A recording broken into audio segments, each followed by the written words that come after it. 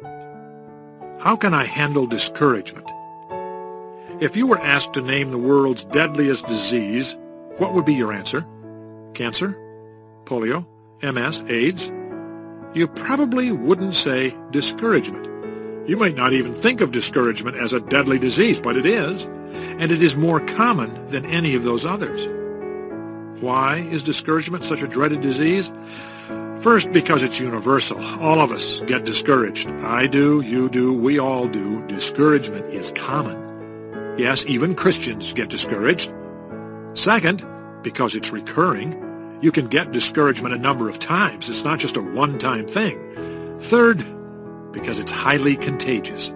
Other people can get discouraged because you're discouraged. Now, the good news. The good news is that discouragement is curable. A story from the life of Nehemiah illustrates 4 causes and 3 cures for discouragement. You may recall that the man Nehemiah was a leader of the Jewish group that had returned to Israel from Babylon to rebuild the wall around Jerusalem. When they first started on the wall, they had a lot of fervor and zeal, and they were very excited about the project. But after working for a while, they became discouraged. Chapter 4 of the book of Nehemiah has the people starting out on a high note. Verse 6, "So we rebuilt the wall till all of it reached half its height, for the people worked with all their heart." In verses 10 through 12, as the story continues, the mood changes. Meanwhile, the people in Judah said, "The strength of the laborers is giving out, and there is so much rubble that we cannot rebuild the wall." Also, our enemies said, "Before they know it or see us, we will be right there among them and will kill them and put an end to the work." Then the Jews who lived near them came and told us 10 times over, "Wherever you turn, they will attack us." We have probably had this mood more often than we want to remember. You may be discouraged right now. This story shows why people become discouraged and how they can overcome that discouragement. It tells us what to do when we feel like giving up. Why we become discouraged. Just plain tired. Why do people get discouraged? The first reason is fatigue. The people in Judah said, "The strength of the laborers is giving out." In other words, they had worked themselves to exhaustion. They were just plain worn out, physically and mentally and emotionally drained. Sometimes people come to me for counseling who are feeling discouraged and incorrectly think it's a spiritual problem. They say, "Maybe I just need to recommit my life to the Lord." But their real problem is that they're just burned out. They need some rest, relaxation, and renewal. So I tell them, you don't need to recommit your life, you just need some rest. Sometimes the most spiritual thing you can do is just go to bed and relax, or take an affordable 2-week vacation. When do fatigue and discouragement occur? Look at verse 6. "So we rebuilt the wall till all of it reached half its height." Do you know when you're apt to get discouraged the most? When you're halfway through a project. Everybody works hard at the first. These people worked with all their heart. Why? Because of the newness of the project. It was exciting and novel at first, but after a while the newness wore off and the work got boring. Life settled down into a rut, then a routine, then a ritual. Have you ever painted a room? You get halfway through it and then look around and say, "Man, I'm getting tired, and I'm just half finished. Not only that, but after I'm finished, I've got to clean everything up." I did a fatiguing thing not long ago. I tried to reorganize my filing cabinets. Do you know what it means to clean out your filing cabinets? It means that you take all the things out of your file, then put them in different piles all over the floor, then you get discouraged and put everything back the way it was. Have you ever started to hike up a mountain trail and thought, "It'll only take me 2 hours to get to the top"? But when you're only halfway up the trail, you've already spent 3 hours hiking. So you think, shall I keep going? I've got to go that far back down again too. Suddenly you start thinking, maybe it's God's will that I go back down. But that can be just a cop-out, an excuse to give up. Fatigue is the #1 cause of discouragement, and it often happens right about the midpoint. That's why so many people leave so many things unfinished and undone. Trashed by frustration. But there is a second factor in a person's becoming discouraged. The Israelites said in verse 10, "There is so much rubble that we cannot build the wall." That's frustration. They were disheartened and frustrated over what seemed to be an impossible situation. What's rubble? They were building a new wall, but old broken rocks were everywhere, along with dirt and dried-out mortar. When they looked at the rubble and the debris, they became discouraged. They lost sight of their goal because there was so much junk in their lives that they didn't know how to get to the real business of living. Whenever you do a project, some waste is going to accumulate, and it can get to be pretty frustrating. Have you ever expanded a room or constructed a building? All of a sudden you notice piles of plaster all over the place. Or you paint a room and there's too much paint in places where it shouldn't be, on the floor or on the window frames. The trash just seems to multiply. You can't avoid rubbish in life, but you can. Learn to recognize it, and you can learn what to do with it so you do not give up on your original plan. What is the rubbish in your life? It is the trivial things that waste your time and consume your energy and keep you from becoming all you want to be. They are the things that keep you from doing what is really important in life, such as nurturing your spouse and children, or being active in your areas of giftedness at church. The rubbish in your life is those things that get in your way, the interruptions that keep you from accomplishing your goals. These are the things we need to clean away in our lives. We need to take out the trash. Making failure temporary. The third reason why people become discouraged is also reflected in the Israelites' complaint. They said, "We cannot rebuild the wall." Do you know what they were saying? We're too tired. It's not possible. It's foolish to try. We give up. The problem here is failure. The people were unable to finish their task as quickly as they had originally planned, and as a result, their confidence plummeted.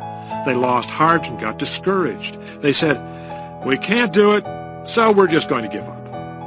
How do you handle failure in your life? Do you have a pity party? Do you say, "Oh, poor me, I can't get this job done"? Do you start complaining? "It's impossible. It can't be done. I was a fool to even try. It's stupid." Or do you blame other people? "Everybody else let me down. They didn't do their part of the job." There is a difference between winners and losers, and it is that the winners always see failure as being only a temporary setback. Stopped by fear? There is a fourth reason why people get discouraged.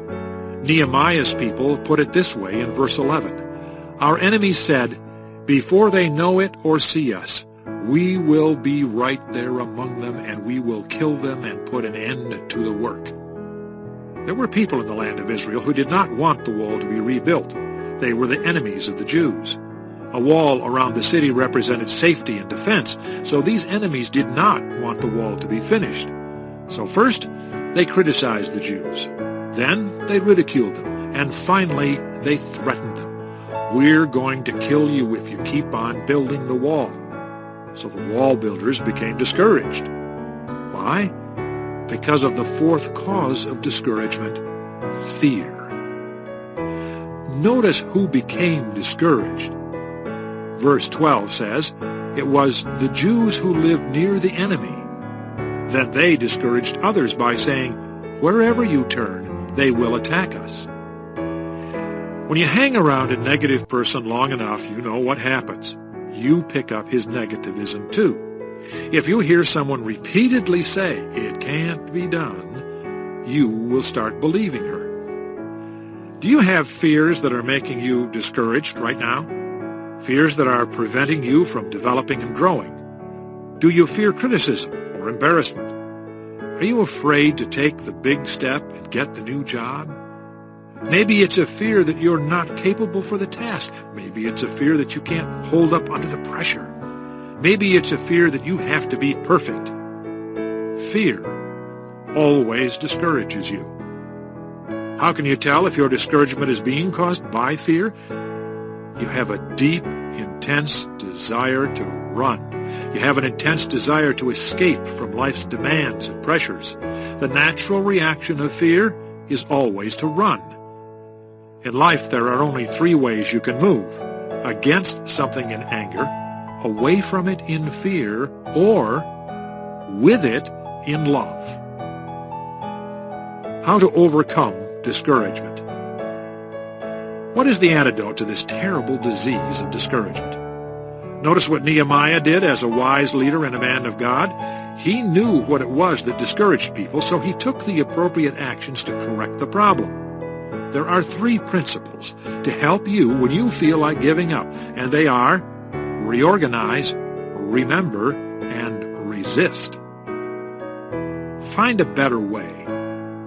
Nehemiah used the reorganize principle in verse 13. Therefore I stationed some of the people behind the lowest points of the wall at the exposed places, posting them by families, with their swords, spears, and bows. Nehemiah said, in effect, we're going to get this thing really organized. We're going to get a new system here. You people go over there, and you people stand here, and we'll get this problem solved. The first principle in conquering discouragement is this: reorganize your life. When you get discouraged, don't give up on your goals. Instead, devise a new approach. When you are disheartened, it doesn't necessarily mean that you're doing the wrong thing. You can be doing the right thing in the wrong way. Was it wrong for these Jews to be building the wall? Absolutely not. It was the right thing. But they were going about it in the wrong way, and as a result, they became discouraged. Do you have a problem? Reorganize your life. A problem in your marriage? Don't give up on it. Try a new attitude. A problem in your business? Don't give up on it. Try a new approach. A problem in your Christian living? Don't give up on it. Try a new prayer. A problem with your health? Try a new doctor. Don't give up. Keep on keeping on. Some of you are discouraged because you're under tremendous pressure. Your workload is unbelievable. God's message to you is reorganize. Reorganize your time, reorganize your schedule, and refocus on your goal. Clear out the clutter and rubble and trivia, the things that are wasting your time. Then reorganize so you work better, faster, more efficiently toward your main goal. I was reminded at a seminar of the 80-20 principle. About 80% of our time is usually spent on the 20% of our activities that are not productive. As a result, we are frustrated. What we need to do instead is spend 80% of our time on the 20% of our job that produces the most results. Business managers call this ROI time, return on investment time. In other words, use the maximum time on those few things that produce the greatest results or have the greatest consequences. Notice that Nehemiah focused on priorities. When he reorganized, he posted the people by families. Why? Because he knew that anyone who is discouraged needs a support group. We need other people for support, and families are a natural group. When one person in a family gets discouraged, other members will lift him up. We need fellow Christians who support each other and encourage one another. When I get down, you lift me up. And when you get down, I lift you up. That's a support group. Solomon in Ecclesiastes 4:9-12 said, "Two are better than one because they have a good return for their work. If one falls down, his friends can help him up. But pity the man who falls and has no one to help him up. Also, if two lie down together, they will keep warm. But how can one keep warm alone? Though one may be overpowered, two can defend themselves. A cord of 3 strands is not quickly broken." What is Solomon saying?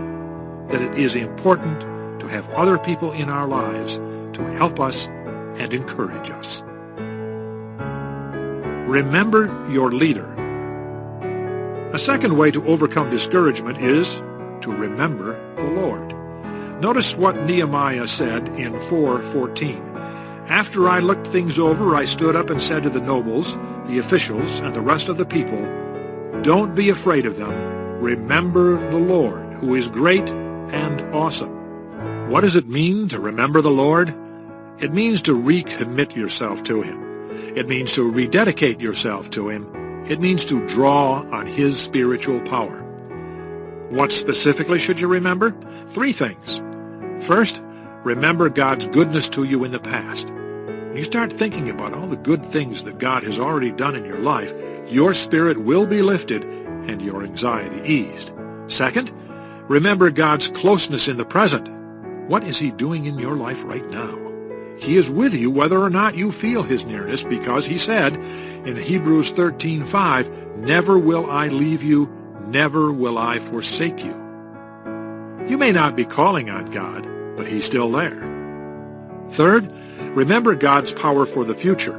He will give you strength for your needs. When you get discouraged, get your mind off your circumstances and focus on the Lord, because circumstances depress and discourage. Keep in mind that your thoughts determine your feelings. If you feel discouraged, it is because you're thinking discouraging thoughts. If you want to feel encouraged instead, start thinking encouraging thoughts. Choose some uplifting Bible verses to memorize. Philippians 4:13. I can do everything through Him who gives me strength. Romans 8:39. Nothing in all creation will be able to separate us from the love of God. Romans 8:31. If God is for us, who can be against us? And Mark 9:23. Everything is possible for him who believes. Fight the gloomy outlook. How else do you fight discouragement? By resisting it. Notice in Nehemiah 4:14 what Nehemiah says. Fight for your brothers, your sons, and your daughters, your wives, and your homes. What is Nehemiah saying? He's telling us not to yield to discouragement without a fight. Resist discouragement. Fight it. Don't give in to it, but resist it. The Bible teaches that Christians are in a spiritual warfare, a battle. We are in a supernatural conflict, a combat with negative forces. The Bible says that the devil is the accuser of Christians. He loves to get us down. That is his number one tool, because he knows that a discouraged Christian has limited potential. He knows that when we're down, our effectiveness is neutralized. So he does everything he can to discourage us. The book of James in 4:7 says, resist the devil, resist him and his negative thoughts, all the discouragement he tries to bring into your life. You do not have to be discouraged in life. It's your choice. You may choose to give in, but great people simply refuse to be discouraged. They don't know how to quit. They never give up, even when they're fatigued and frustrated and have failed and are fearful. Great people are ordinary people with extraordinary amounts of persistence. They just hang in there and never give up.